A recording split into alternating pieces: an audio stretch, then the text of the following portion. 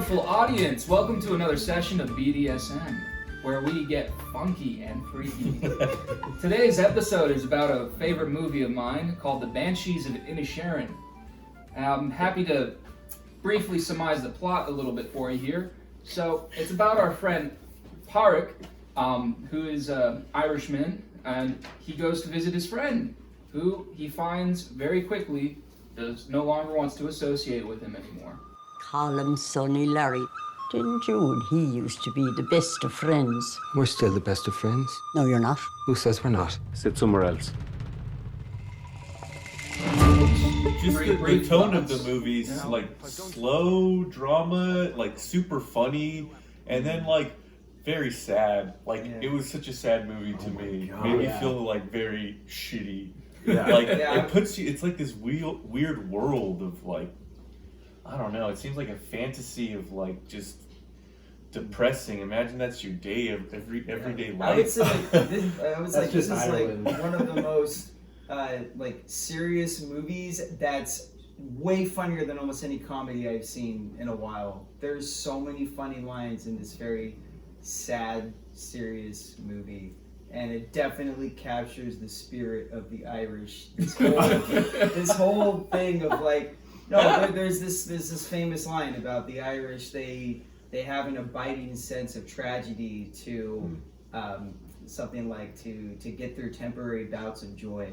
Like so, like there's just such a spirit of just melancholy and just depressing. It's true. Yeah. This is the quintessential Irish movie.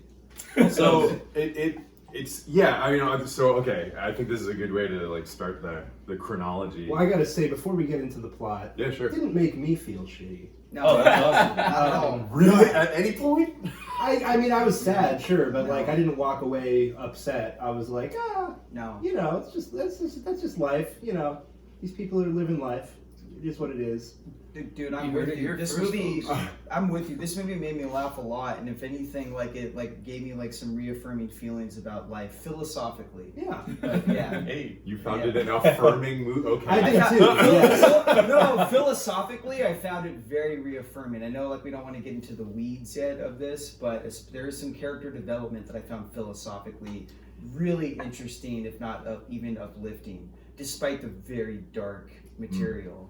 Well, let's Yeah, start yeah, with with the Michael. very beginning, in that like our lead character Parik is a very happy-go-lucky guy. He's probably one of the happiest people on the island, and he's also a very nice guy at the beginning of the movie. Not to imply that there might be any sort of change there. Now, if I've done something to you, just tell me what I've done to you. Well, you didn't do anything to me. I just don't like you no more. You liked me yesterday. All right. I think we've laid the. Dude, what do you guys think? Yeah. We laid the No, I groundwork. think You guys the think, groundwork. I think this is one of the most well-written movies I've seen in my life. Oh my god. I can't believe how good the writing is in this movie. Holy moly, what dialogue. Yeah. Yeah, It's a very brilliant. well told story. Yeah. Andy, what do you think? I thought it sucked. No, I'm just kidding. I loved it. Yeah. The writing was fantastic. Very well paced story.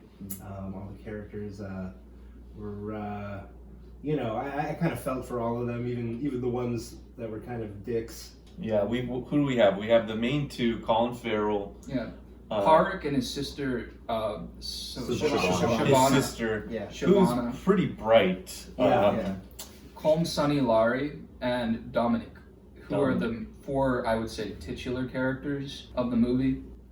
At least the ones that I probably would ascribe the most importance to. Sure. Yeah. As well as Don't forget Miss McCormick. a little Is that the witch? donkey or pony called Jenny. They I called mean- it a pony, but it seemed like a donkey to me. I mean, I'm gonna continue believing it's a I thought pony. they called it a Yeah, donkey. a mini donkey or Well, Parik was a little insulted Wait, by what's being the- called a donkey, so he called it a what's the pony donkey again. horse? Is it a Jenny. mule? A mule, yeah. Oh, yeah. I said donkey. Could have sworn they said donkey. They go back and Donkey. forth between donkey and pony. The other night, 2 hours you spent talking to me about the things you found in your little donkey shite that day. Well, it wasn't me little donkey shite, it was me pony shite, which shows how much you were listening. One of the treats of the movie is that every single character, at least for me, felt fleshed out, felt realized. Like these are real people. To be fair, they were easy characters to write because most of them were very, very simple. Yeah. Fair enough. The vast majority of them. Fair enough, but still, some of them are quite interesting. Yeah, But totally. I agree. I know we can completely save that agree. part for later because I love the surrounding characters. I had just as much fun with. And we can get into that. They were Yeah. fantastic characters. And Someone's characters. leaf blowing outside. It's not our fault. Yes, we are not the ones. We did not hire someone to do that. Yeah. We've had this issue before. Yeah. Just need to address it.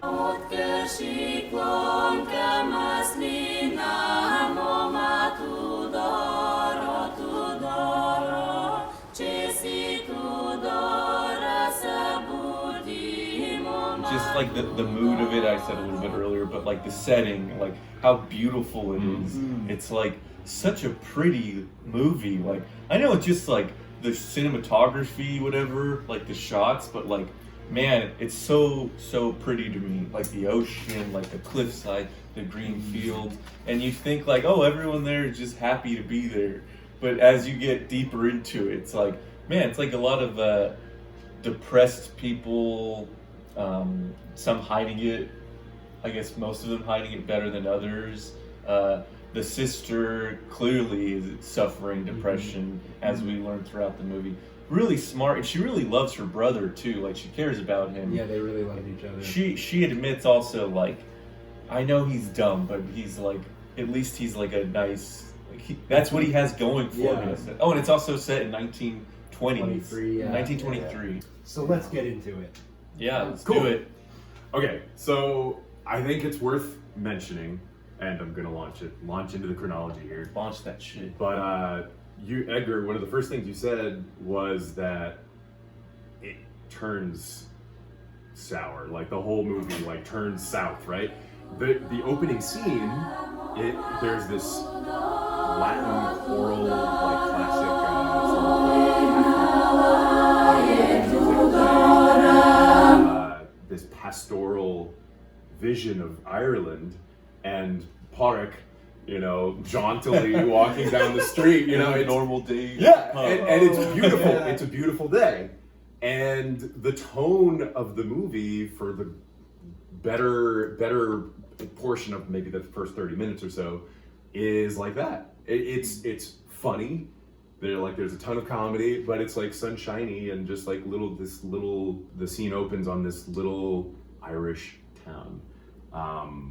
And you have the image of Pádraic going by Mother Mary, and there are like so many shots in the movie have the Catholic cross, like the Gaelic sort of Catholic cross, somewhere in the shot. So that's how it opens, and then we get a shot of the seaside house where Pádraic's dear friend Colm lives. Yeah, like on the beach. Yeah. It's And really it's nice. beautiful. Really It's nice. absolutely beautiful. And Pádraic, goes up, knocks on the door, no answer. He goes over to the window and he looks in, and there's Colm, and he's like, "Hey, it's 2:00." And as he says, it's 2:00. The church bell rings, ding ding twice, and he's like, "Oh, so I'll meet you at the pub then." And he's like, and Colm continues to ignore him. Any thoughts on that, or should I continue to move? Yeah, no, it's That's how the story the way it starts. It's starts, strongly yeah. implied with that scene that they would regularly walk to the pub together at 2:00 in the afternoon, which 2:00 becomes important later on in the story as well. I just want to say, I wrote down a line. I feel like this movie could be summed up as, it's a cautionary tale for being a boring friend. It's like two grown-ass men having a breakup. Yeah. Yeah. Which apparently is The- very the- sudden. the for drama Pádraic is anyway. Yeah. It's But- very sudden. He's basically just ignoring him all day. Yeah. Like, not even saying, like, not yet at least, saying, "I don't want to talk to you." He's just like, Pádraic goes right up to him and he's like, "Hey, Colm, glad we're at the pub," or whatever. And he just straight up ignores him. Oh, and everyone at the pub is like, "Are y'all brawling?" Yeah. What was the word? Rowing. Rowing. Yeah. Rowing. Have you been rowing? I don't think we've been rowing. So much of the comedy, like, centers around that he seems to be like the last one to get it. He's not quite in on the joke. And to Colin Farrell's credit, he's really funny at playing the idiot. Wow. And I mean, whoa. I so, wouldn't call him an idiot. Well, no. Okay. We'll discuss that later. We can discuss that later. He's a hair away from definitely being call an him. idiot. No. Val, I agree with you. In fairness, idiot isn't quite accurate, Yeah, but you missed the but point he if you is. think he's an idiot. No, I don't think. And I missed the I point. don't No, know no, about no, that. no. I think you No, just skip away from no, the idiot. I actually no. I want to slightly amend that. I do agree with you that Thank he's you, not Michael. that he's not an idiot. What I'm saying is, but he is largely clueless, and he understands very little about others, and especially himself. I would say he doesn't understand his own feelings. He doesn't care to understand his own feelings. He just wants to be a nice guy. But it is so fun, at least in the beginning, when it's like all these things that he's just not picking up on. So it's like everyone else is like, hey, he doesn't like you, and then it starts done him. Fine, if he's not an In other idiot, words, would you say he's so- dull? He's not an idiot, but he's not a thinker. Is what I'm Yeah, trying he's to a say. simple Is the man. word dull So- appropriate? What? I think dull implies boring, and I think Podrick is far from boring. Are you rowing? I didn't think we were rowing. Well, you are rowing. Well, you are rowing. He's sitting outside in his own like a whatchamacallit. It does look like we're rowing. He goes to the pub, right? And he's talking to the bartender, and he gets his pint. Cheers, by the way. Cheers, gentlemen. He gets Schloncha. his LeBron. He gets his pint. Slancha. Guinness. And so the bartender's like, where's Colin? And he's like, he says, oh, he didn't listen to me. He didn't pay attention to me. I was at his house. He didn't come up. So he goes back, right? He goes back. Yeah. And when he gets to his house, he sees that Colin has already left. And Colin is walking up the hill with his beautiful shepherd dog. Beautiful border dog. border Yeah. collie shepherd Such a dog. pretty dog. Yeah. Beautiful dog. And so he's like, oh, okay. So then he follows him back up to the pub. And it's worth mentioning that this is the point in the story where as Pádraic is going back to the pub, you hear in the background, or you hear and see explosions from across the sea, which we find out later the details about. And I mean, for me, I was clueless. I didn't know what the hell was going on. It's the Irish Civil War. Yeah. Yeah.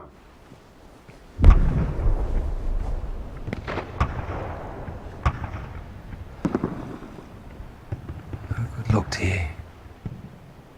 Whatever it is you're fighting about.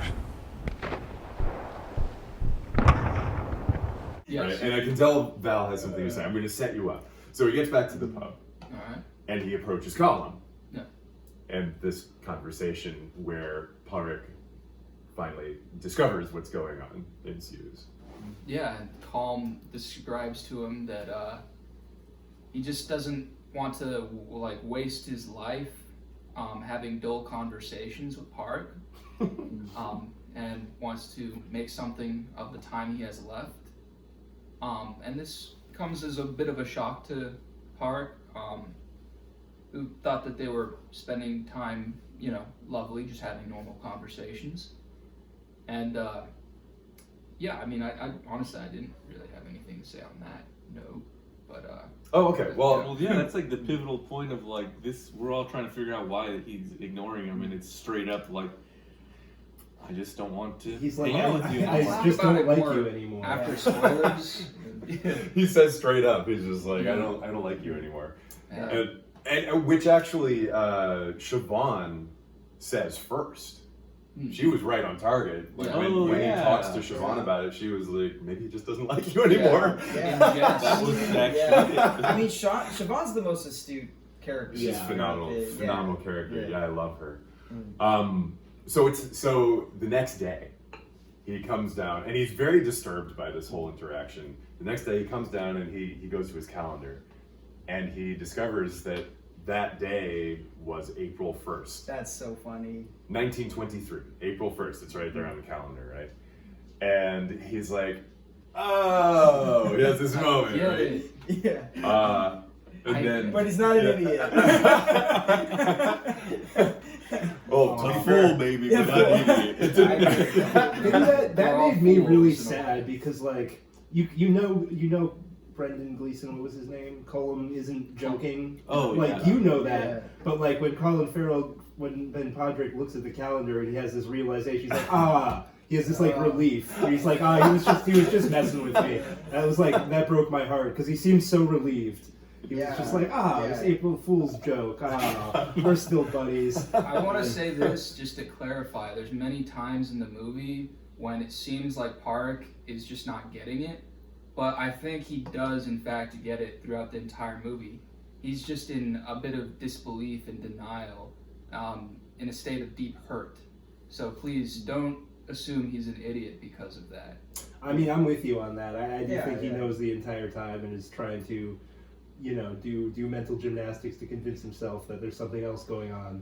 Yeah. But I also think Colm was a huge dick about it. I mean, if you don't want someone in your life anymore, you have the right to cut them out. But if someone you've been friends with like that for so long, you can't just all of a sudden just stop talking to them with no explanation. Yeah, Well, I mean, also You like, can, but you're going to be perceived as an Also, asshole. I think it's safe to say that in 1923, in a little Irish island, that's the inhabitants aren't exactly emotionally transparent people. I was thinking that too. They're not Well exactly, said. and especially like Conversation. these are people that probably at no point in their lives have they really been emotionally vulnerable. And so, yeah, I totally agree. He's being a complete dick. But maybe by the standards of that village at that time, it's like, what else are you going to do with your heavy emotions? Like, I'm just going to ignore it. I'm going to ignore those feelings and I'm going to ignore this person. That's how I deal with it. I'm just not talking to you anymore. That's good enough, right? But it isn't. And so, yeah, I mean, I'm needless to say, obviously, it explodes into this. Well, I don't want to give away like the whole movie, but yeah, it gets bad. Next scene, let's go. So Para comes back around, and they end up talking again at the pub. Yes. And this is the scene specifically where Colum straight up says he is in fairness, he's very straightforward about saying you're dull. Yeah. And this is where he talks about like you talked for 2 hours about the shit that your donkey made, like the things that you found in his shit. And he's just like, I'm done with that. I don't want anything to do with that anymore. And I can't recall, and I don't have it written down here, if he actually mentioned in this specific conversation what he wanted for himself at that moment. Yeah, I think he never He wanted mentions more it. meaning. He does. He talks. Yeah, he No, he says, does. But Something specifically, he doesn't say what he's actually trying to do. He's just like, well, I want my life to mean something. well, he says, he goes into He like says it legacy indirectly. is important Yeah. for Right. me. He's thinking about like, I can now make music. Like, this is my new thing. Like, it's very important for me to be remembered. And I won't be remembered or make anything memorable with you because you're so boring. And he also apologizes and says like, He does. I'm sorry for how I went about it, but yeah, you're dull. You're dull, bruh. Yeah. Keep in mind that Colm is introduced by his house, and in his house is all of these playwright masks and all of these interesting bits and baubles from other cultures and other places. Next scene. Next scene is the confession scene. Oh, great. The first confession scene. Yeah. Yeah. It's such a funny movie. Oh god. Yeah, at this point it's just hilarious. Yeah. By this time we're introduced to Dominic. I can't recall exactly when, but we're introduced to Dominic, who is like the town. What's that actor's name? Barry what? Caleb Dude, Calvin? he's killing it, He man. was so He's good. so good. Oh my god. Very straightforward, very crass. Unaware. Relaxed, but there's a good person in there. Yeah, he's like a real And he's straight like- shooter to me. He's Yeah. like the kind of guy who you'd. I would You know, say He's a Lenny. It'd be fun to hang out with him. He's Did actually he play the Joker in the Batman? Mhm. Okay. He's pathologically honest. He can't lie. I would actually And it's say like- that he's even a mirror to Park, actually, in kind of a youthful, Park is which innocent one? way.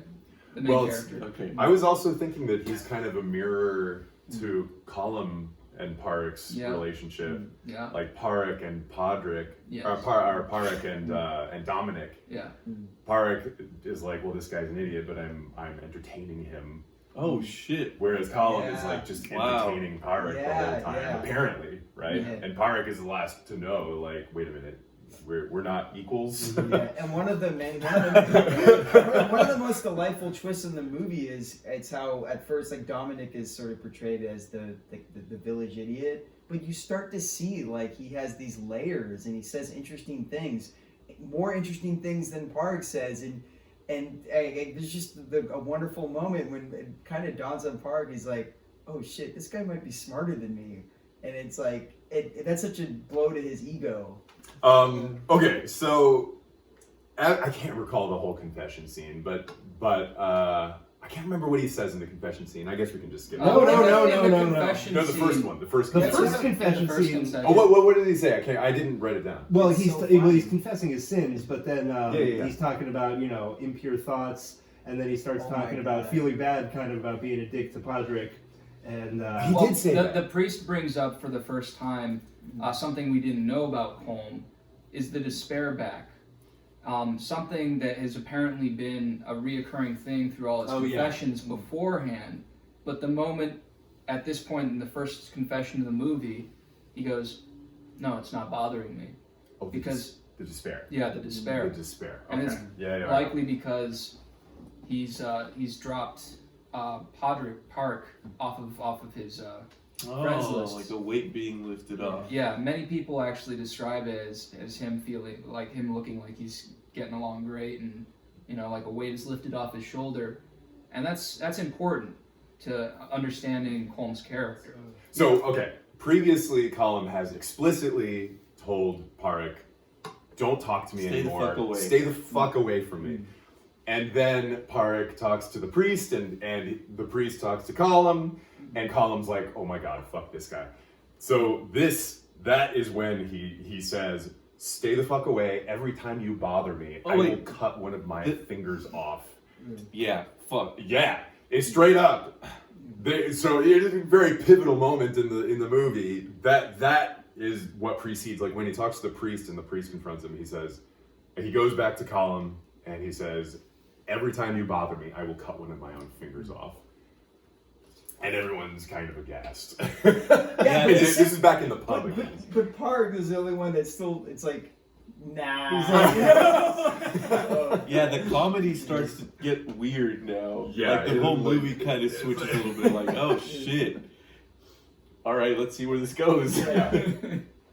Well, okay. Yeah, it's like, is he just being like metaphorical? Metaphorical. And then he tells his sister, right? Yeah. He tells his sister, like, he said, we'll cut off a finger. And she's all like, then don't fucking see him. Yeah, no, I have to make sure. Like, right. Yeah. I think he's just depressed. Oh gosh, and keep in mind at this point, Colm has also had a conversation with his sister after she rightfully comes at him in an angry fit. And in this conversation, he makes his point across, and he does have a point, and that seems to get to the sister a little bit, which will come into play later in the movie. It does, because at one point he says he's dull, and she's like, he's always been dull, or like nothing's changed, Yeah. And he's like, I know, I've changed. Yeah. Like your brother hasn't changed. It's like it's me that's changed. Which is and she's fair. all like, and it's interesting. It's really she just leaves. that scene, that conversation or confrontation between Colm and Siobhan. What a scene, because she's like just dressing him down. Like everybody else is kind of either respects him because he's a smart guy and he has this gravitas, or they're maybe even a little afraid of him. But she's his intellectual equal, if not his superior, but he respects that. But she's just kind of tearing him down, and it's so good how she says, like, "Oh, your big problem is that he's boring." Like, yeah, like everyone on this island is boring, and everybody is dreary, and like nothing that you're saying is like all that unique. And it's almost like he kind of like, he's not backing down, but he's like, yeah, she might be right on this. Anyways, yeah. Go ahead. Yeah. Okay. What did we miss? Well, okay, so that night is when Dominic comes over for the dinner. Oh yes. at their house. Classico. Such a fun dinner. Yeah. I think it's fun. There's a lot To say implied the at that least. dinner. It's a wonderful meal. He's Dominic. we should say he's been emo this whole time. Colin. Yeah. He's been depressed. Park. Colin Farrell's been depressed this whole Okay, time. Sure. I mean, he's really bummed about losing his best friend. Yes. And I think they established a little bit of Dominic's backstory, where his dad's the asshole sheriff or Yeah, constable or whatever in the town who like The one. yeah, who's like abusive to him in several ways, it seems. He also diddles Dominic. Yeah. What? It's Oh, did mentioned he? later Yeah. in the movie. He Yes. said he was fiddling with him or something like Yeah. that. I Oh don't my know. I God, don't know I if that didn't- means There's a that's why. There's a I line. totally missed that. Like I know he beat the shit out of him, but that's like a different level. Yeah. Yeah, seriously. I missed that. It is both worth times. It is worth mentioning. I think that the accent made a few lines hard Yeah, to it would have been nice if decipher. there was an English dub. I loved it. I love that you could barely understand it sometimes. A lot of it, yeah. It's very country English, Yeah. like Irish. I just don't want to speak to you anymore. Yeah. The dinner. It's worth Dominic is like coming on to Siobhan. It's worth mentioning. Not very subtle. Not subtle he, either. he lacks subtlety. The next day, Porrick is dropping off milk from his milking cows. He like goes into whatever close town is there. Or it's not even a town. It's like Yeah. It's like down the A road port to the town, post office or whatever. It's like the town square where there's like 4 buildings. The closest Yeah, thing pretty to much. a town. Yeah. Everything's within a fairly close distance on Ireland. Yeah. So. So he's like dropping off his milk, and he like gets paid by whatever lady at the general store is there or something. Yeah. And he meets the and she's like desperate for some news. For some gossip. She's a real gossip. We Yeah. find out. Yeah, I she can't loves. She's the town Any news? Any news from Inisherin? News from Inisherin? And he's very boring. She says, "You got no news." Yeah. And then That's shit news. well, so the constable comes in. Can't recall his name. Just call him the constable. That's good. That works. Yeah. And he has some news. I didn't write down This what is it news is, to but me like because I forgot what he said. some husband like beat his wife to He's all death or excited. something. No, or he's- He stabbed says her. someone killed himself. Yeah, someone He's like, killed "I'm gonna themselves. get out A of here." 29-year-old drowned Yeah. themselves in the lake. Damn. There's little for entertainment out Right. there. Yeah, that's true. They're all like, "Oh, it's a public execution. Yeah. Like, I can't wait to go to this execution, and they're Yeah. paying me to go." He doesn't even know which side is being executed. Oh my god. Oh yeah! Uh, Wow. Oh, he would prefer a hanging, Yeah. remember? But he's like, Oh my whatever. God, yeah. And then one of the spouses like stabbed 6 times, and she goes, "Oh, did she die?" And he says, "Well, it wasn't a spoon she was stabbed with." Like, it's like so dark. That's the constable speaking. And did she die, Padder? She did die, aye. It wasn't with a spoon he was stabbing her. That's a lot of news. This man has no news. Don't you not? No news, eh? So, No, that's Ireland speaking. Ooh. so then Parrick has some. It turns out Parrick does have some news. Yeah. Egged on by the annoyance and obviously He's pissed now. his bad mood, he decides to share some gossip against the constable, whom he dislikes a bit. He shares with her how the constable is beating his child. And he's right there in the room, and this is a very bold proclamation right here. And so the constable doesn't take it kindly. He's staring him down as he walks out the door. And the fucking general store woman doesn't even appreciate the news. She doesn't even care about Dominique being beaten. She says she'd do it herself. She says she has half the mind to do it herself, which again gets to the heart of this movie, which I'll talk about a little bit later. And so the constable follows him out of the store and gives him a 1-2.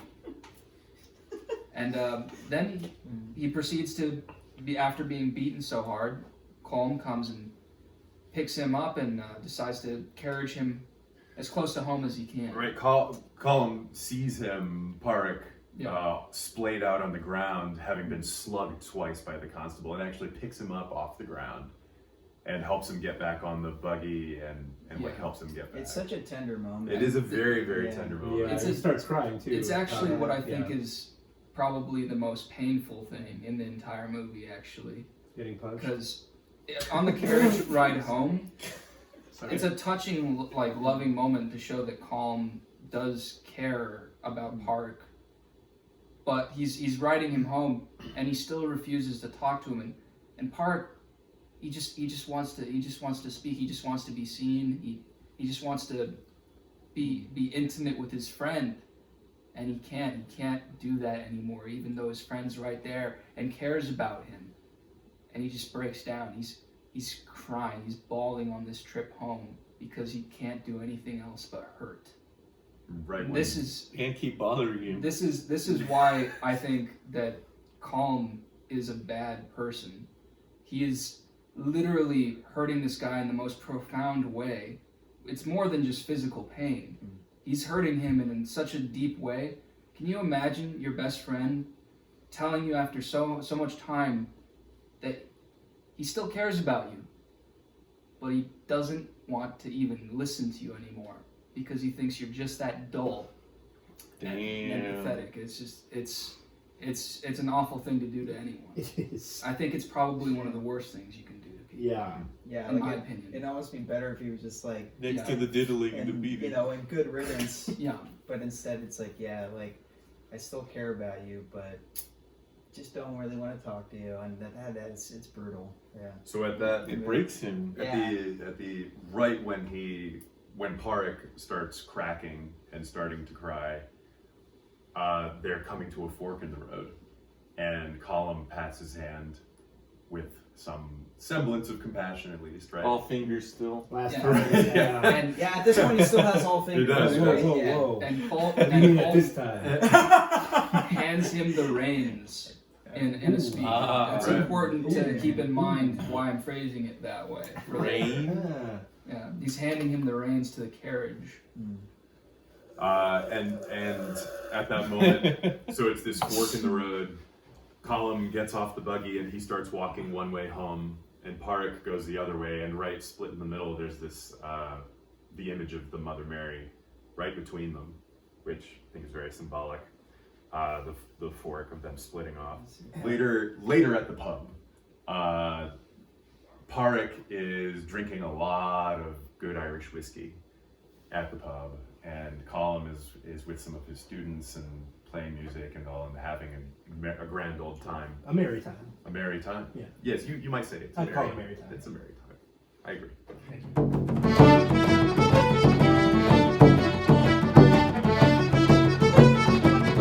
And at last, Park gets just sloshed enough to get up and confront him. Give him a piece Does of his anyone mind. want to? Does anyone want to? It's a really great speech. I think there's one important preface. He goes home, and he's sitting there depressed, and his donkey or pony, Jenny, is the only one there to keep him company. Yeah. And he says, when she comes up and nuzzles to him, and he starts petting her, "Come on, we'll go to the pub, and we'll go to the pub together." You'll never leave me. Yeah, it's important to know that Park's character is very interesting in the way he treats animals. I think it's a very important detail to pay attention to in this movie. Anyway, so he comes down to the pub, and unfortunately can't bring Jenny inside. And this is when he's sitting at the pub basically alone now. And he's ruminating on his thoughts, and he gets angry while he's getting drunk. And then he confronts Colm, and who's in the middle of like a hoedown. Yeah, who's having fun, having the time of his life. Isn't he without talking to the Park. cop? He is talking to the cop, yeah. Oh, that's the other one. Yeah. It's not the hoedown, you're right. Yeah, he's talking to the cop. Good point. And Park tries to have a very intense, argumentative conversation with Colm about the way he's behaving and how Park thought of him as a better person than he's appearing to be to him now. And I think it's very important to take Park's perspective into this matter, especially at this moment in the movie, because it gets through to Colm just a little bit. And that's part of the dangerous thing of it is that these two are so close yet so far. Anyone else like that? Well, he says like, you used to be nice, now you're not nice, and then he has that final like line. It's like, maybe you were never nice at all, you know. They discuss about what lasts in this world, and Colm is talking about how pieces of art and things of history, of historic value, last far beyond the lives of people, and that niceness doesn't last.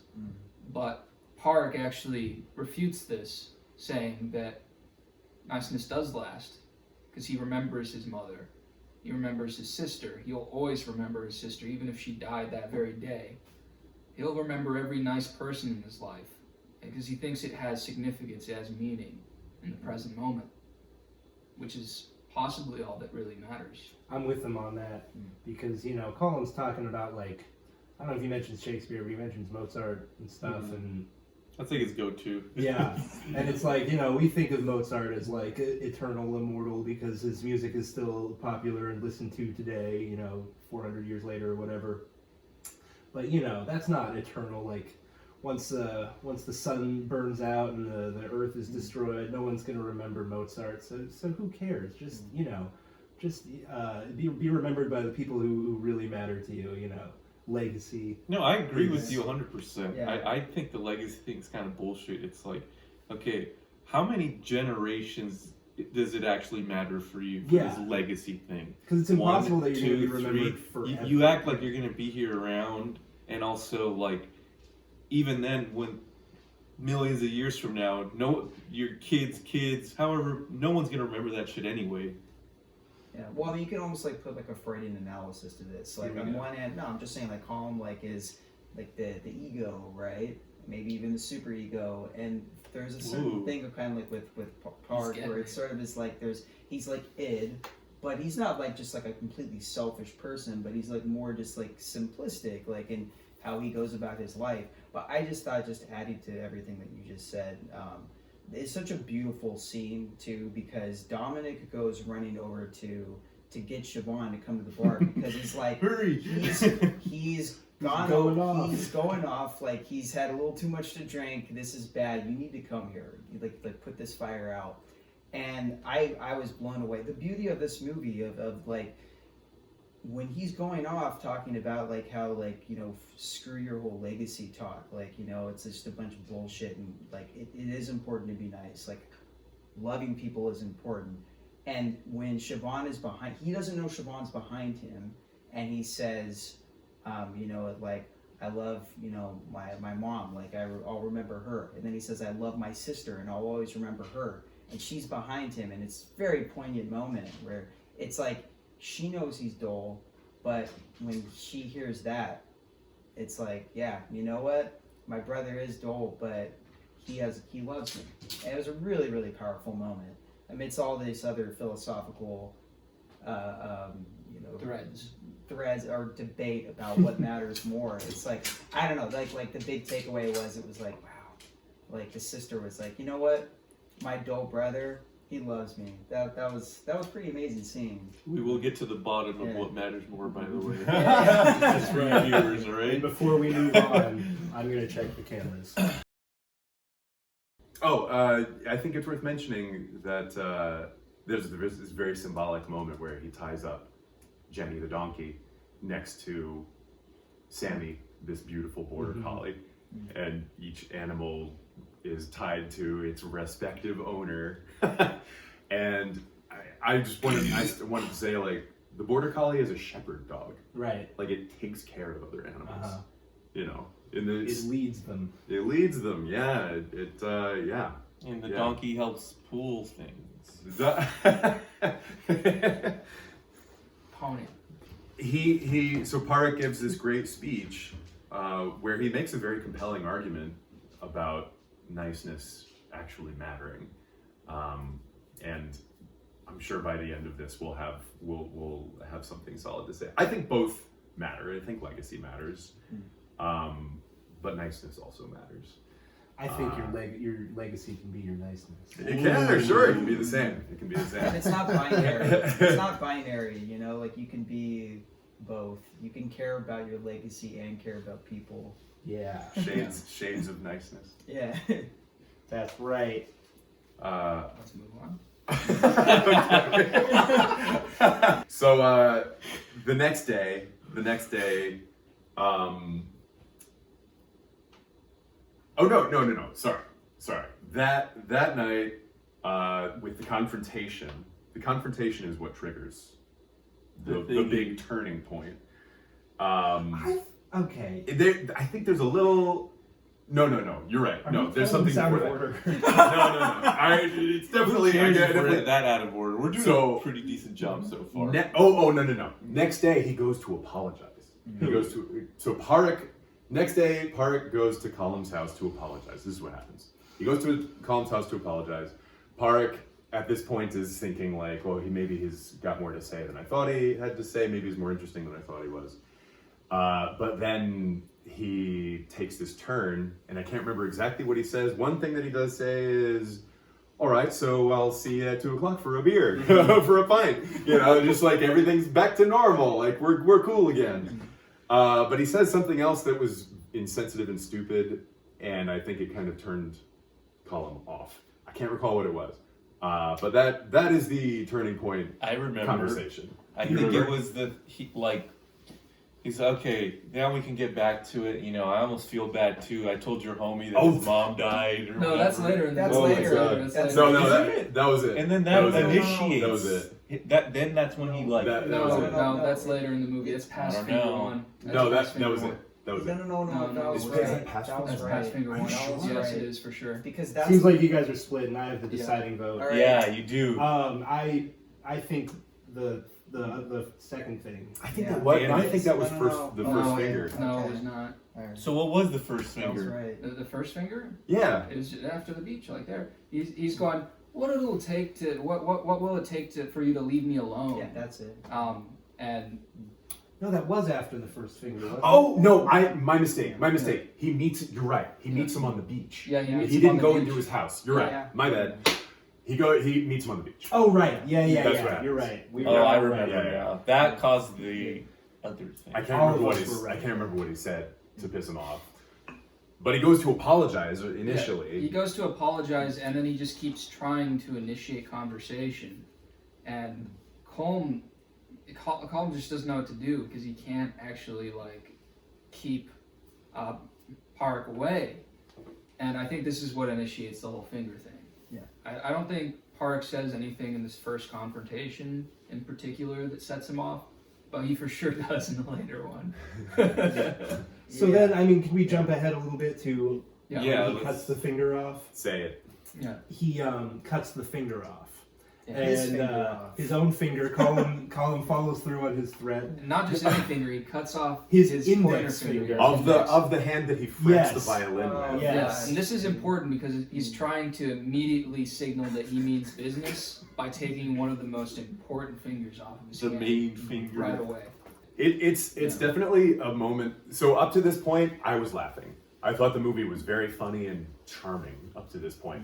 At this moment, I did not laugh for the rest of the He movie. chucks it at Really? his door, by the way. Really? I couldn't. It sounds I like didn't a have door the knock. spirit in me. I didn't have the spirit Wow. to laugh anymore. It was so Really? heavy. It was still really wait, funny. You didn't think it? Okay, wow, It was so heavy. wow. He was Michael, not fucking around. When He- people cut their own fingers off in dramatic social fashion, things I don't are know. Alex Well, doesn't have wait the a same minute. Still a lot sixth of sense of funny humor shit. that a Well, lot of there us was- have. Yeah, wait, but after just if I can make my point that it is funny, not him doing that. Yeah. The movie's funny is because he's telling him, because Colin tells him, he was like, I cut off my finger, you're still talking to me, what are you, mental? And then Park says back to him, I still have all my fingers. Like, you have 9 fingers. Yeah, he's like, And he says 9 fingers is the epitome of mental. You're the crazy one, not It was me. a great line. Yeah, It was yeah. a great line. And It's- I mean, yes, it gets very, very dark, but for me, it continues to be very funny because it's so absurd, like the way that it rolls it going. is. Yeah. And there's so many moments with Park where it's like he cut off his finger and you're still not getting It is like the It's got a essential dark comedy dark aspect. comedy Yeah. movie. Like it Yeah. is super fucked up and funny. I don't deny that it's funny, but I thought it was way heavier than it was funny.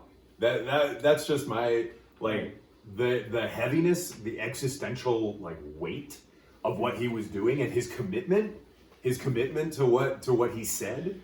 And like I am getting. I mean, what did it represent to him? Like, what did the getting away from Park represent to him? It represented his legacy. Right. It represented getting away from being a lonely man who's nobody on an island, who the world will never know. And the separation between that and writing something that is remembered for centuries, perhaps. Right. And So is he's that- he's that committed to it. He Is cut his that- fucking finger off. Pettiness at that point, or what do you think I- that is? I It's was- like I would call it stubbornness. I'm gonna say that Stubbornness. Stubbornness. I'm gonna bring this back into the conversation. I think this whole movie is about the human ego. And I think part of this whole situation of cutting off fingers and being estranged from this dullard in his mind, at least, is all part of his ego and how he views himself and how he wants to view himself. And that's a very important that's and a very important detail in this movie, because this movie in my mind is all about the ego, the masks we wear, and at the heart of it, the shadow of the human psyche.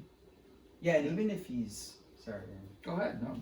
I'm just saying, even if he's right, even if everything he says about Park is correct, like you're boring, like your conversations suck. You still know, could have spent like, a conversation with well, him or two. the other thing too is like he's projecting all of his despair, all of his feelings about maybe my life has been a waste up until now.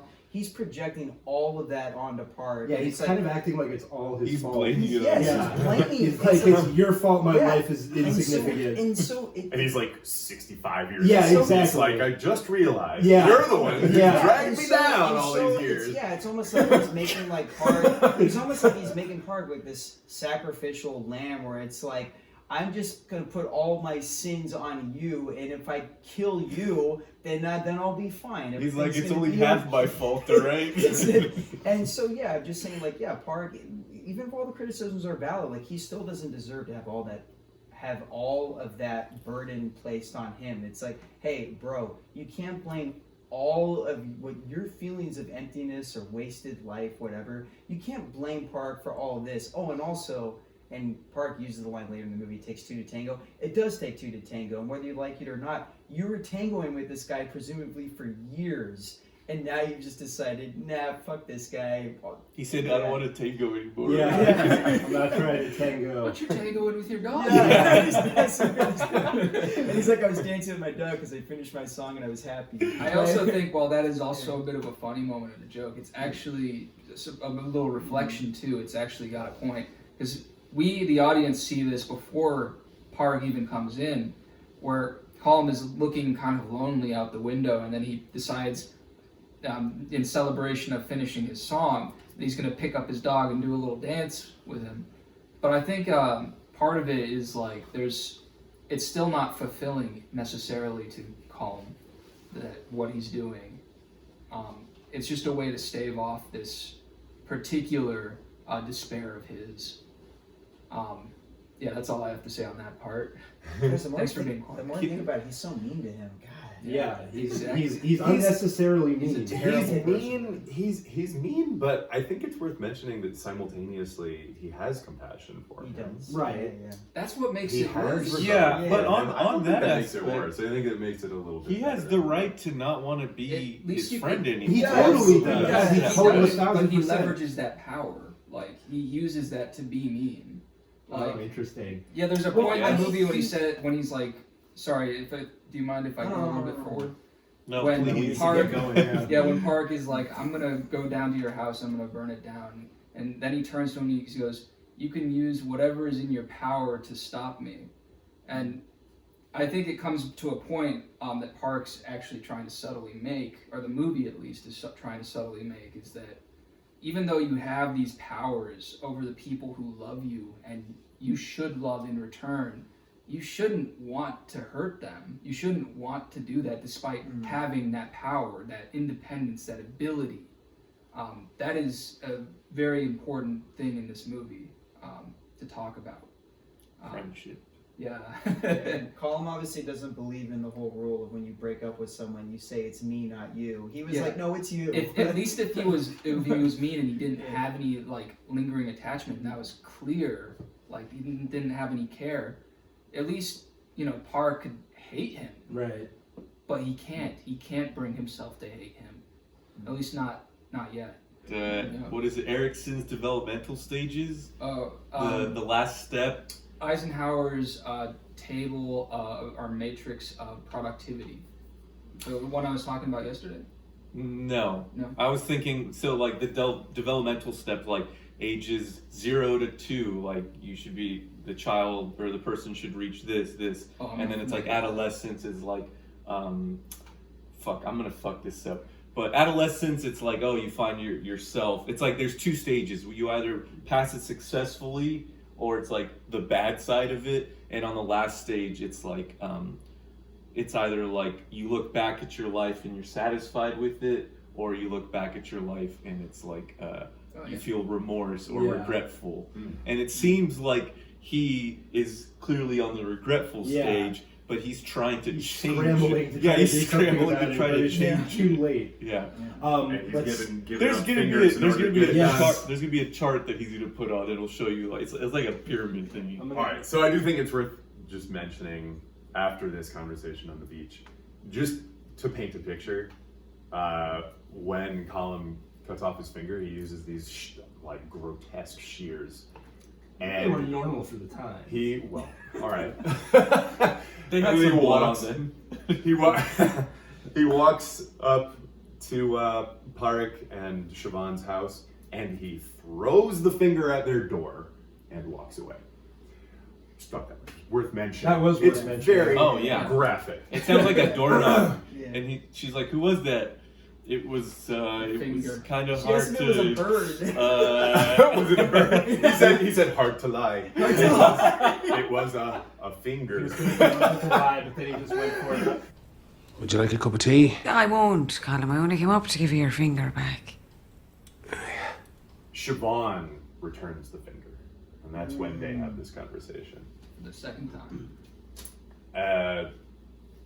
And you had mentioned earlier, and she confronts Colm, and she's like, "Who are you kidding? Like, you're all simple. Like, it's not just Park, it's not Dominic, it's you too." He says you. She says you, as in the general you. You're all simple, talking about the whole island. The royal you. And Colm responds, and I have the essence of his response. He says, "Sometimes I fear that I'm putting myself on about my own importance," right? Yeah. And then he says also, "Don't you worry about that too?" Yeah. He says to Siobhan. And that's when she leaves without saying anything. She's like, "Don't make me reflect on shit too." It's very important that what you mentioned earlier about the animals corresponding to each of the parties involved. The shepherd dog leads. Another thing to keep in mind is that Colm influences all the people around him. He influences Park, and he influences Siobhan. And they all influence people in turn. And as you see the movie progress, these influences turn everything dark. I think, in essence, he's leading them astray, in a sense, by making his selfish decision.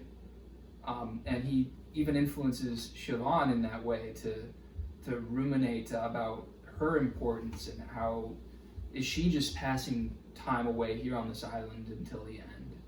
And it's very important as a character trait that you understand that Siobhan doesn't feel loved or important to anyone except Park, of course, who seems to really love pretty much everyone around him.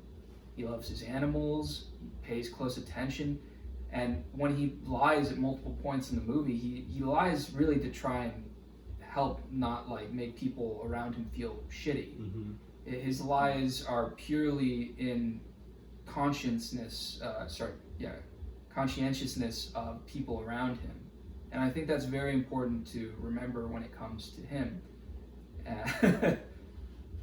Anyone else want to add anything? Just one quick thing about Siobhan, which I think is important to note, is that Dominic brings some things out of her emotionally. He asks her at the table, this is earlier in the movie, but he's like, do you ever feel lonely? Like, do you feel... That was fucking He hilarious. says, why didn't you ever marry? Yeah, he asks her, like, are you lonely? Were you ever wild? Were you ever wild? But all of these questions, and it's a very funny scene, but it's also important for Siobhan's character development because she doesn't want to acknowledge these things. But it's like, yes, of course, she's lonely. Like, she feels like she could be doing more with her life, that this island doesn't have a lot to offer her. Dominic is just... He's not afraid to just say, oh wait, Which is awesome. Season of Scared, right? He's not scared to speak his mind because he doesn't know any better, or that's just his nature. But I think it's ironic too. All of the normal level intelligence people in the town, like which is kind of represented by the constable. The constable's like, you're a strange bad woman or something. I can't remember what he says to her specifically. But people don't like her. People don't like her. The only one who likes her is the idiot. And she's the smartest one in town. Yeah. I thought that was ironic and kind of bittersweet. You don't think anyone likes her? No, that's a very poignant take. She never married. It's important. She's too good for everyone. She's craving. Wait, do we know for sure she companionship. never married? Do we know that for sure? Yeah, she's never been married. Okay, yeah. She's She craving. sleeps in a house with her brother. But She could have been married. It's none of your business. Someone do Nanya. But it's a more important. check on that. That's a very important part of the movie, and is that she's craving companionship, and she's craving like people to like appreciate and like her, because like she's crying about that comment that the constable makes, but there's someone literally at her door trying to communicate with her, and as best as he can, that he sees her, that he loves her, and like that we're alike, you two. He says that to her later in the movie, and she doesn't see it because ego. She sees herself as so far above him, and that's one of the things that Colm is actually spreading around in a sense. I think it's part of the essence of the movie is that people, they see themselves above animals, they see themselves above idiots, but are they really idiots? There's wisdom in these animals, there's love to be had and shared. And who's really the idiot if you're the one ignoring that when you're so lonely? All right, let's skip to the main chunks. Yeah, like you just mentioned, right? Yeah. She is coming to this realization, and she comes to it, and she straight up leaves. Bails. She says, "Fuck this place." And keep in mind, she does this at such a point in her brother's like struggle with his own issue that she just decides to like abandon him, basically. I mean, she cares, and Colm cares. Well, she does ask him to come with her. But they both still hurt him. He just wants to be here. He wants to be home. He wants to have that happiness because he was content with the way things were. He had a nice, simple life. Yeah. He just Everyone else was discontented, and that's the problem there, I think, at the heart of this movie. Mm-hmm. Right before she leaves, there's a really sad scene on the lake with Dominic and the sister where he kind of just straight up says, "I like you. Do you like me?" Is there any chance you could fall in love with a boy like me? She's like, "Oh, no." She says no, "Oh, and he's sweetheart, like, "Are you no." sure?" And she's like, "Yes, even if I get older." She's like, "Yeah, I know it's not in the cards." And you just feel for him, and what's the line he says? He's like, "There goes that dream." He's like, I thought I'd ask. Keep in mind, it doesn't hurt to ask. Yeah. This is right after Yeah. the nicest person on the island, especially to him, just admitted that he did something shitty and horrible. That's when he lied to his friend. He becomes that one dude. disillusioned, and then he gets rejected. He has no hopes, no dreams, and he's surrounded by a bunch of mean, awful, selfish people. And it's very important what happens next in his part of the story.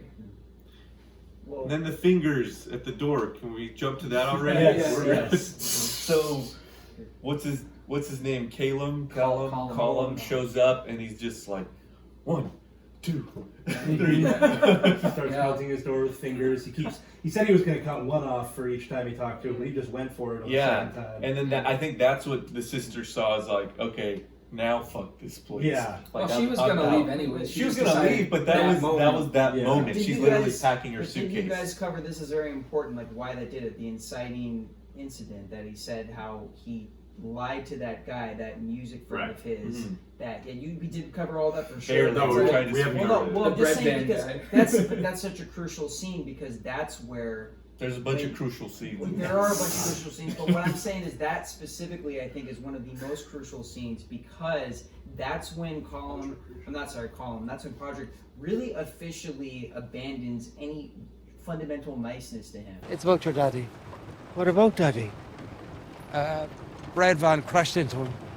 A bread van? Yeah. They said you'd best hurry home to him lest he should die all alone. Die? Or get worse all alone. This is impossible. It's not impossible. Bread vans crash into people all the time. I know. That's how my mammy died. It's important to keep in mind that Park doesn't do this as a defining like character moment where he's completely changed as a person. I think he does it because he's got all of this bottled up hurt and he's looking to pass it around. And that's part of the chain reaction of this movie. Park's hurt and he's hurting other people. He's mouthing off and he's pushing things forward along because he's just in such disbelief and pain that, I mean, other people who are also hurting, they start doubting themselves, they start being discontent. All of this malaise, this miasma of bad humor spreads, and it's indicative of what this movie is subtly actually talking about with its subtext. Should I just get into it? Yeah, It's about the Irish Civil War. So here, if I'm going into it, Colum, this character is trying to get independence. He's a more well-learned, more well-traveled and connected to other cultures type of man, hint, hint, as he is representatory of Northern Ireland at the time when it's trying to separate itself from the rest of Ireland. And Park is representatory of the rest of Ireland. It was just like, so what am I, chopped liver? Like, you can't just separate yourself from us with some imaginary line. We're right next to each other. We're neighbors. But at that time, during the Civil War, Northern Ireland actually thought of itself as better than the rest of Ireland. The rest of Ireland was a hick part of Ireland that you wouldn't go towards. It was a sort of elitism that was very common. And that actually caused a lot of discontent, a lot of frustration and anger in the rest of Ireland. That's what started the Civil War, in fact. And this movie is exactly about that, and it's trying to get through to you why it happened. When Siobhan goes to the mainland and she's describing it, what part of Ireland is that? When she says the mainland? No, she goes to Spain. That's where she describes. I would imagine probably. No, there's Spanish people. There's Spanish people. The letter that Michael she will put a map up to show you where she went. Well, no, the letter that she writes to Podrick, like telling him, like almost pleading with him, like, come join me on the mainland. And she says they're less bitter and mental on the mainland, you know, like. And he says, I'm not down. Yeah. Yeah. I have my donkey to look after. That's right. All right, and then speaking about donkey. Oh man. Our poor Jenny. Oh gosh, that's the brutal. saddest moment in the movie. She choked It's on so his horrible. fingers, damn it. Yeah. It's so horrible. Oh.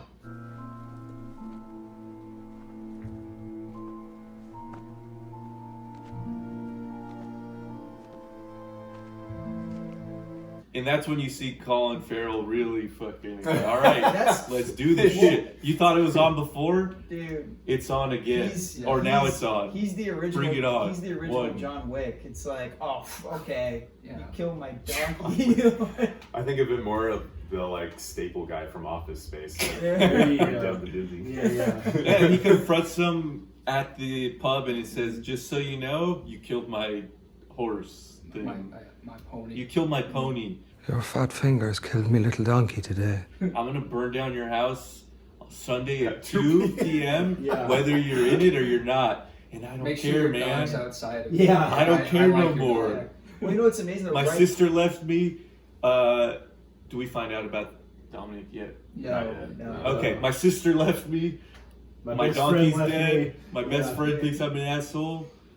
It's going down. Well, it is the ultimatum of ultimatums, where it's like, you gave me an ultimatum, I can't talk to you. I've got a better ultimatum. One of us has to die. I mean, once the donkey Right. died, he didn't seem to care if Colin Yeah. No, liked not him anymore. anymore. He was like, you Yeah. know what? Keep cutting off your fingers, you fucking cocksucker. So Sunday goes down. Yeah.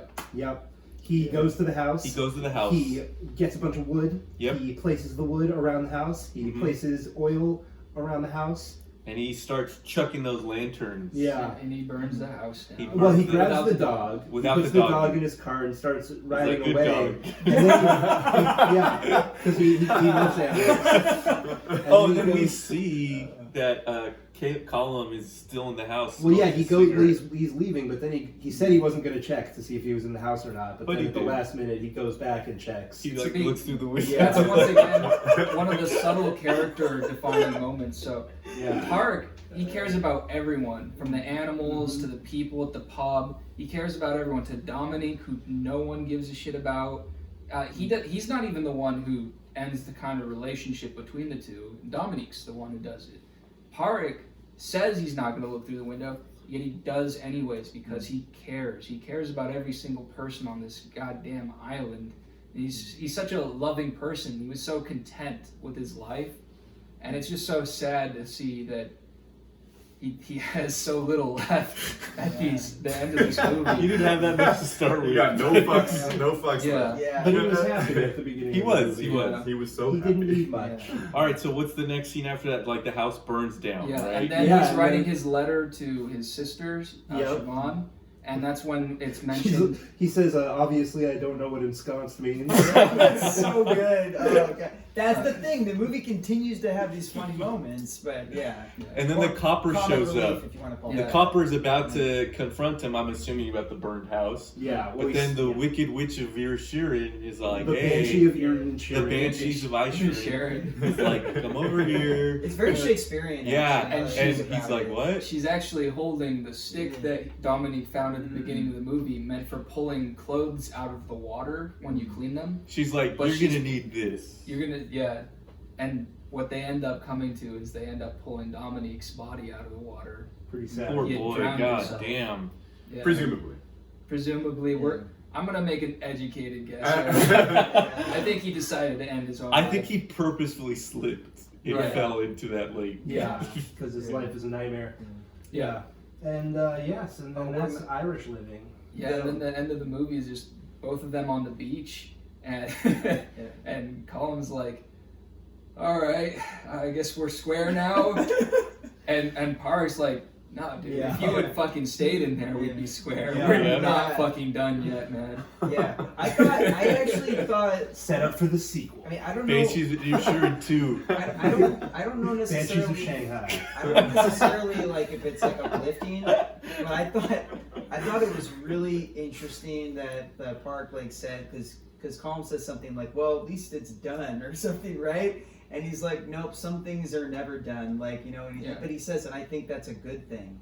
And it's like, whoa, like the character change, right? The character arc of Park is really intense. To go from a guy that's just happy-go-lucky Talking about shit. to like literally saying like, you know what, like I think grudges are a good thing. Like, you know, Yeah. like I the thing that now gives my life meaning is hating you.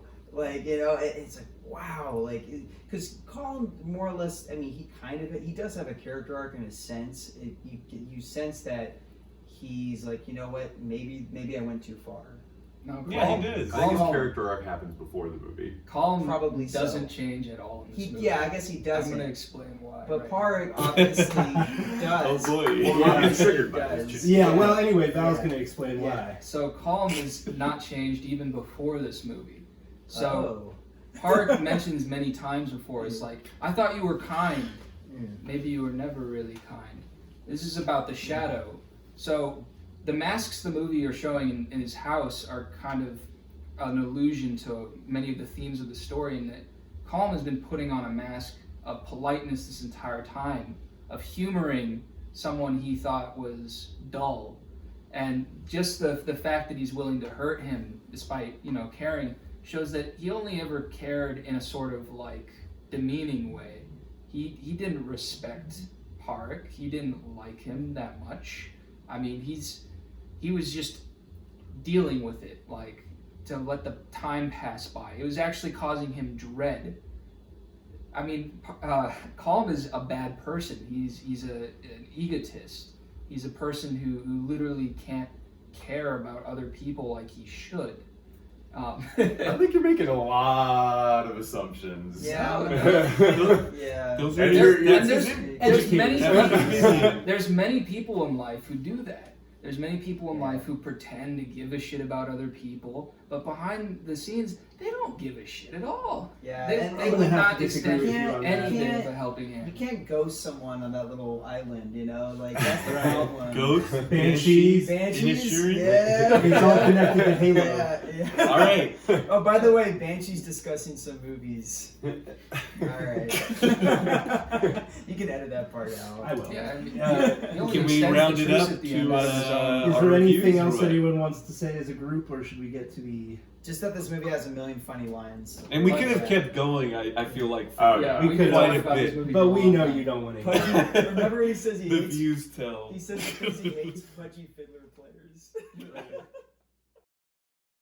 So, our rating system has film reels and VHS tapes, which is which again, guys? I think we should explain this every time. Yes. Yeah, basically we have our patented rating system of film reels and VHS tapes out of 5, and essentially it's the film reels is a rating of how much we thought the movie, how good we thought it was on a more objective quality level, and the VHS tapes is our more personal feelings about the movie, just how much we enjoyed it. So yes. Should I start? Yeah. Hell yeah. Okay.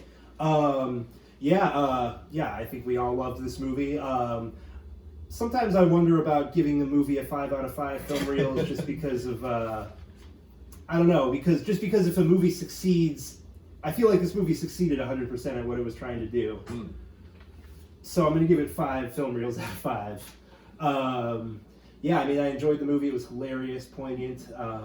Not my favorite movie ever. I'm going to give it 4 VHS tapes. Yes. Nice. Very nice. Thank you. Yes, agreed. Mikey. Well, there are worse things than having Michael Mann's Miami Vice stuck in your head. But hey, I've always been a big fan of Colin Farrell. Even though he's been in a lot of lame movies, I think he's a good actor. And this movie's a great actor. I'll just jump right to it. I know the last movie I did 5 and 5. I'm doing 5 film reels and 5 VHS tapes again. I was blown away by this movie. I couldn't believe how funny it was. There's so many funny lines. I'd love to just read them all off, but obviously just please watch the movie. I think it's hysterical. And yes, obviously it's very dark, but some of the funniest stuff comes from the darkest places. One little thing, the relationship between him and his donkey Jenny, it just made me think that there was a moment in the movie where Siobhan, his sister, is telling him, I'm tired of the donkey being in here, and he's like, the donkey is like, the donkey stays inside when I'm sad. And I was just... The donkey stays in the picture. It stays inside when I'm sad. And I'm like, oh my gosh. It was like anybody that has a pet knows that feeling. I'm like, nope, the animal's staying with me, like whether it's staying on the bed. Anyways, just great stuff. I have to chime in about fashion. Really love the costumes. Like, the attire in this movie is great. All of those Irish woolly clothing, fantastic stuff.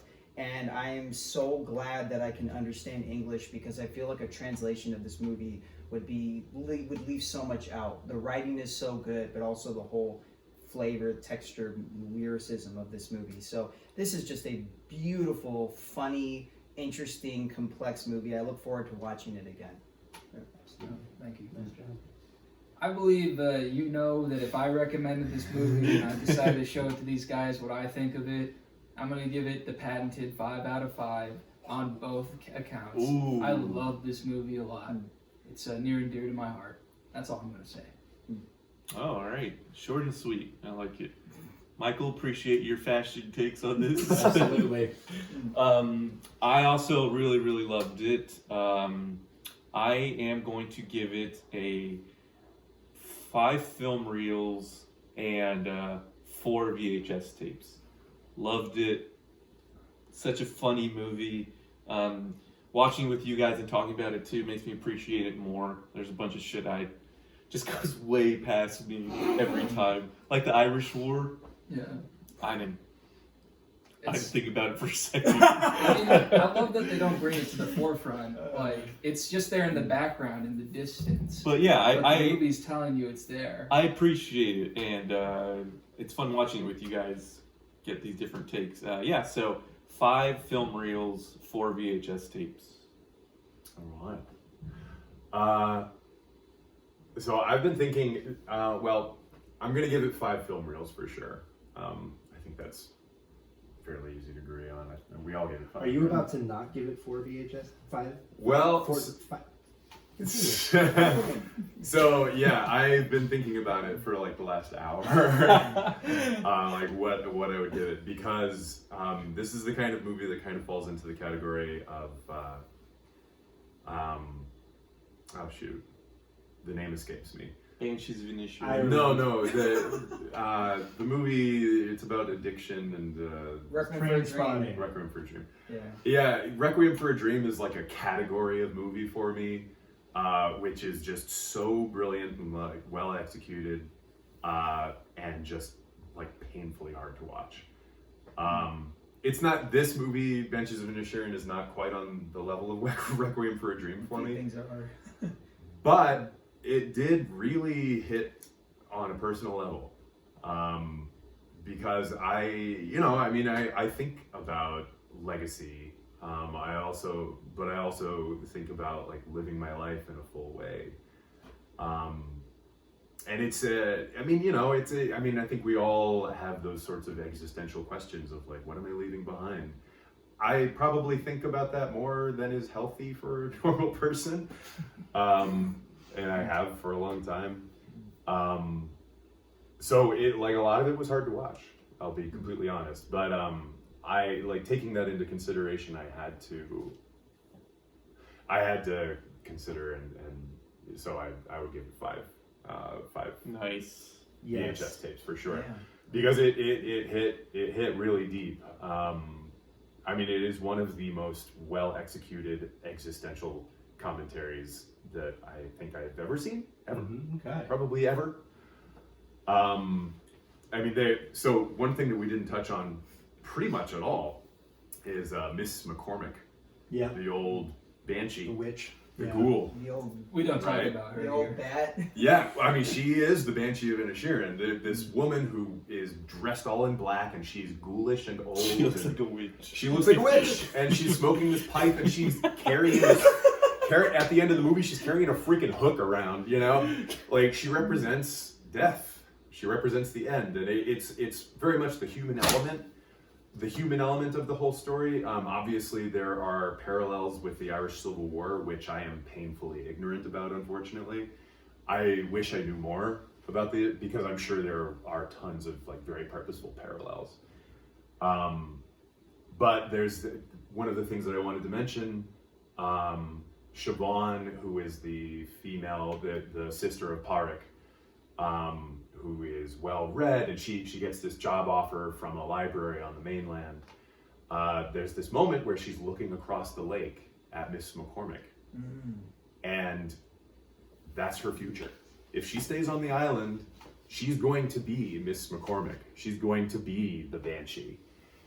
That's what the life of a woman is. If you don't get married, you become an old sear, Fortune teller. Portenter, yeah. I mean, They're that's a librarian. He's a librarian. right. What a way to end the episode, huh? Marriage. Wait, you have 3 choices: marriage, librarian, or banshee.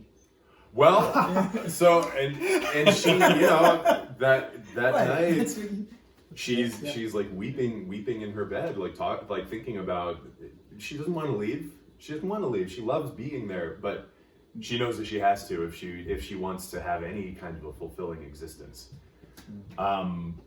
So the last thing I want to say is just that I really stubbornness is the word that comes back to me continually, because Colum is like, he is in this place in his life where he's looking back, as you were saying, like he's looking back, or he's reflecting back on his life, and he's like, well, fuck, what have I done? I'm at the doorstep of the the end, and will people remember me? Like, he knows he's a smart guy, he knows he's capable of things, and he's lived out his whole life on this island, like literally separate from the world. And to continue with the Freudian metaphor, he's engaged with this ego of wanting to live on, and this in Freudian psychology, the superego represents society and represents the social mores and how people conduct themselves, and he wants recognition. He wants to live on, and so this egotistical clinging that he engages with, he's willing to sacrifice everything. And I think, you can look at this movie and just be like, he's cutting off his fingers, like, what an insane person. He's such an insane person. I think he's committed. Like, he's it's grotesque, it's hard to watch, and it's even ridiculous from a certain point of view, but I get it. I fucking get it. And I think all of us, if we were really facing that kind of decision, he's willing to give a finger to get away from the provincial upbringing and life that he's had, in order to publish his song, The Banshees of Inisherin, and be remembered for a little while at least. And the last thing I'll say, when he separates himself from Patrick, which incidentally I think is the version of Patrick. Yeah. It means the name means noble, and I thought that was very appropriate, because there's also this sort of connotation with nobility that's like naivete. But when Parik is faced with being cut off, so literally cut off, right? Like the finger. Parik in turn is in stubborn denial about it.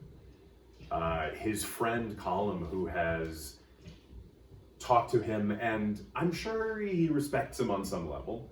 I mean, he didn't spend decades, presumably, of his life, Colum, didn't spend decades of his life talking to Patrick for nothing.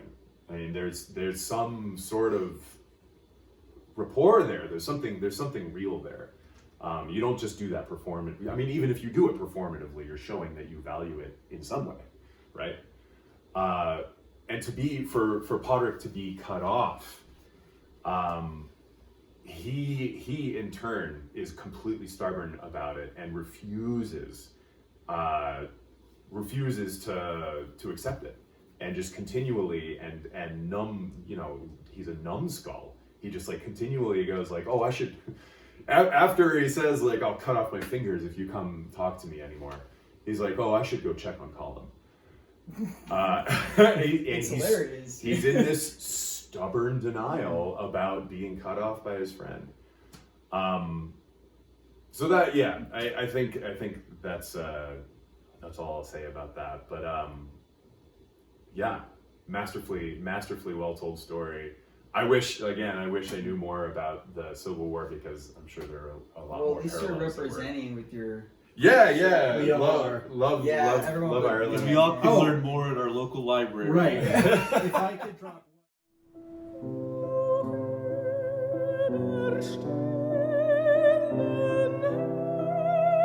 So yeah, this is the season 2 finale. I hope you enjoyed our strict theme that finale. we stuck to. Yeah, thanks guys. Yeah. Oh, who was really scared? Yeah, who was scared? They were all scared. Colm obviously was scared, but so was Siobhan. I would say, I mean, you could argue Park was scared too, but Dominic was for sure scared. He didn't know what to do with his life. So It yeah, was scary how good this season was. Am I yes, right? I was scared. Yeah, I'm scared at how successful we're gonna be. Currently in theaters as we speak. Yeah, And stay tuned for next season. yeah, we don't know what movie we're watching next, but bigger, better movies better, and reviews. more smarter people. Well, Yep. it's gonna be us. Smarter people. New look, new formula. We're all gonna get in really good shape. We're gonna get plastic surgery. We're gonna take speaking classes. Michael's gonna stop talking. It's all coming up. We appreciate all the support from you guys. We really do. Thanks for watching, y'all. Really. Yeah, stay tuned. We'll have updates very shortly on what our next season's going to be like, and yeah, hopefully you guys appreciate it. Bye. Have a beautiful time. Bye.